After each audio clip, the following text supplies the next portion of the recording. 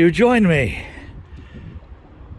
on a rather wintry but not unpleasant looking Friday afternoon, 12th of February, and we have a frozen canal. Not often that it freezes, and not often that it freezes here, because we're right opposite the incinerator, so it's usually a couple of degrees warmer here, but yeah, it's still frozen solid. Not quite as bad as down there. You could probably skate on that down there. In fact, oh, it's one of those Christmas card scenes. Now, as people will know, we're getting out of the boat hire business. COVID hasn't helped, and we're sick of dealing with the Canal and River Trust. That boat's owned outright, no debts on it.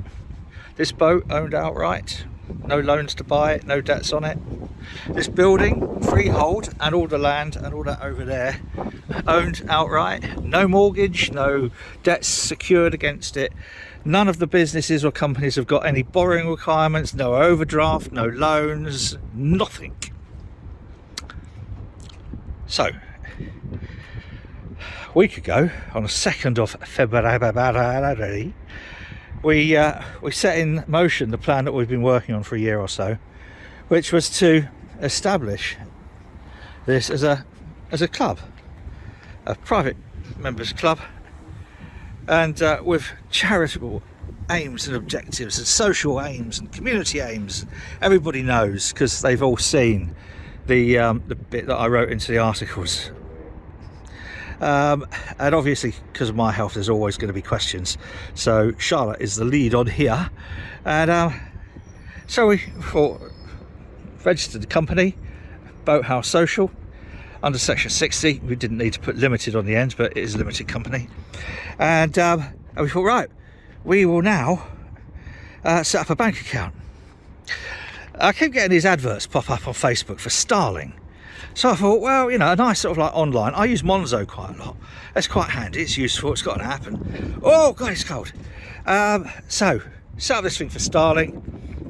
Charlotte had to send a copy of her passport, do a little video, little song and dance, you know, flash her bits, all that sort of thing. And then what else was there? What else did they want? Oh, yes. Then they said, can you send us a photo of your building? So I sent them a photo of the building. Then what did they want? I can't remember. Actually, it's cold. I'll splash some stuff up on the screen. There we go. Because it's time for me to go and get wham. So this is Starling Bank. I'll put on the screen now, and all the stuff that they say. You know. Anyway, so they wrote back and they said, "Oh, we haven't got enough information. Can you send us something with your address on?" So Charlotte sent, I don't know, Barclaycard statement or bank statement, something like that. And then their app crashed. Their app just died a death. We got a message by email and text saying, "We've sent you a message. Have a look on the app." I tried to have a look on the app, and it just literally crashed.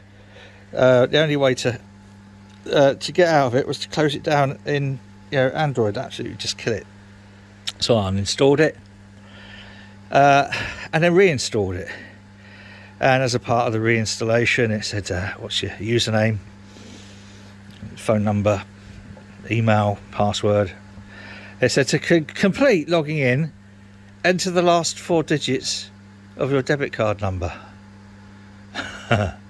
Oh, okay, we haven't got a debit card number because we've only had the business set up 2 days and we haven't even opened an account with you yet. And then I just thought, you know, forget it. And a few days after that, a couple more messages come through. "Oh, we need more information. Check it out in your app." Oh, well, can't get into the app, so yeah. And then an email come through saying, "Yeah, we need more information." So I replied to it saying, "Well, can't use your app. What information do you want?" And they said, well, we don't... this is a subtext, okay? Here's the subtext. We don't believe you are who you are. We think you're money laundering drug dealers and international money laundering terrorists. They didn't actually say that. I mean, God knows how they found it out, but, you know. And what we want, before we'll open an account for you, is for you to go to an accountant who's on the register. They didn't say which one. I'm guessing not the sex offender register, which is where most accountants should be, in my opinion. But anyway, and pay them to write a letter to say that you're a business. Oh, right. Yeah. I've never heard of that before. This is a new one to spring on us. So anyway, I've got a friend who works for the Chamber of Commerce. So I phoned her up, obviously, as you would, and said, actually, I can't mention her name. You'll see why in a minute. I said, I got this strange thing going on with Starling Bank. She said, oh no. I said, oh right, okay. I said, they're asking. Oh no, first she said, look, anyone trying to open a business bank account at the moment is going to have problems, because when Dishy Rishi gave all of these bounce back loans of up to 50,000, loads of people were buying up limited companies, putting claims in, getting 50,000 and then buggering off. I said, well, this is a new company, so we wouldn't qualify for any of that anyway. She said, yeah, doesn't matter. And then I think she said, look, Starling, not really a proper bank in that sense.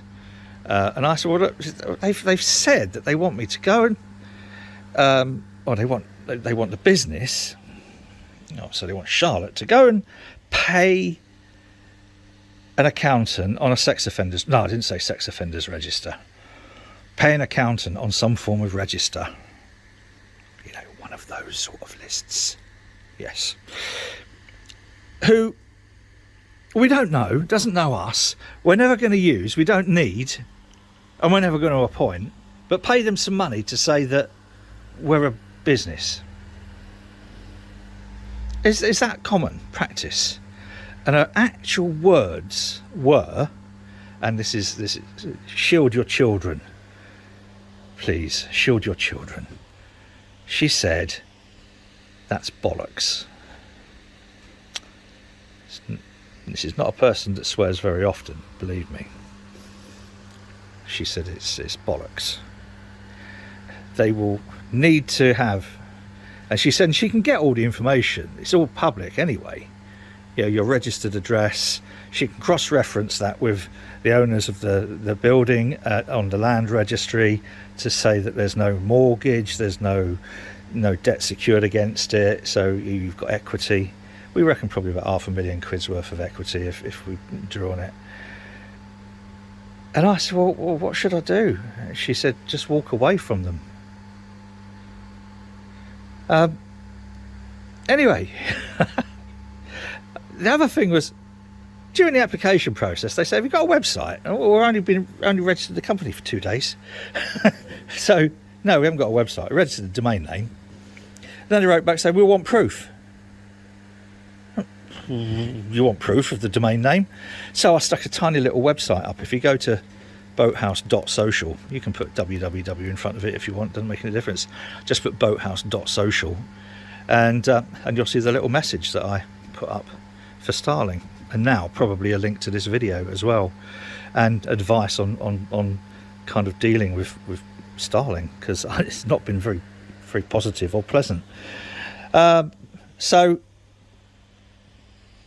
it is irritating for a number of reasons. Today, it's just been on the lunchtime news that it's been revealed, not that I think it was much of a secret, that the economy has shrunk. It shrunk by 9.9%. We might as well say 10%. So that means that which was worth £1 is now worth 90p. The economy has shrunk.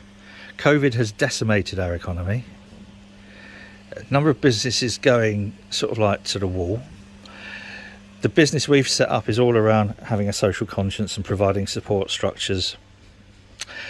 One would have thought that stuffing loads of money into a new business, into a new company with such community-focused aims would have been welcome, but not, it would appear, with Starling Bank.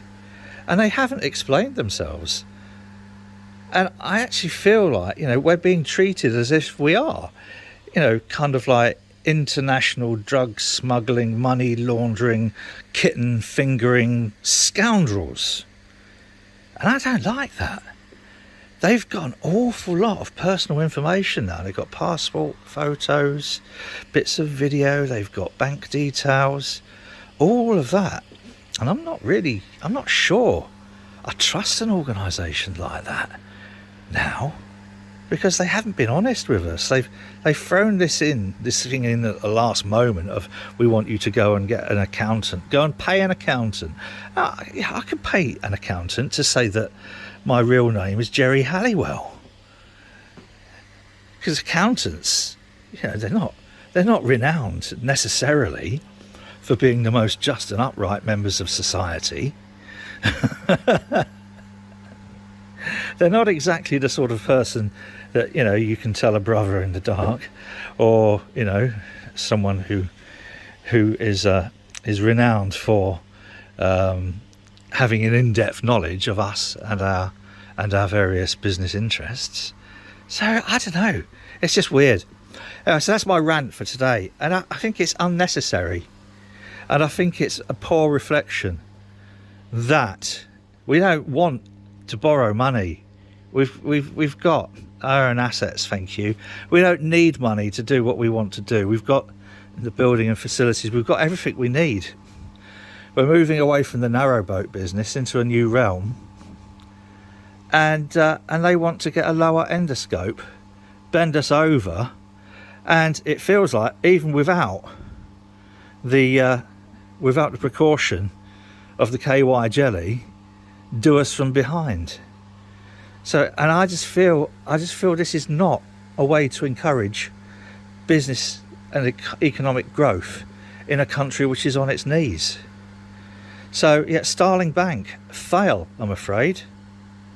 Fail. You really have not lived up to those wonderful adverts that you stick out. And so I would just leave this out there hanging.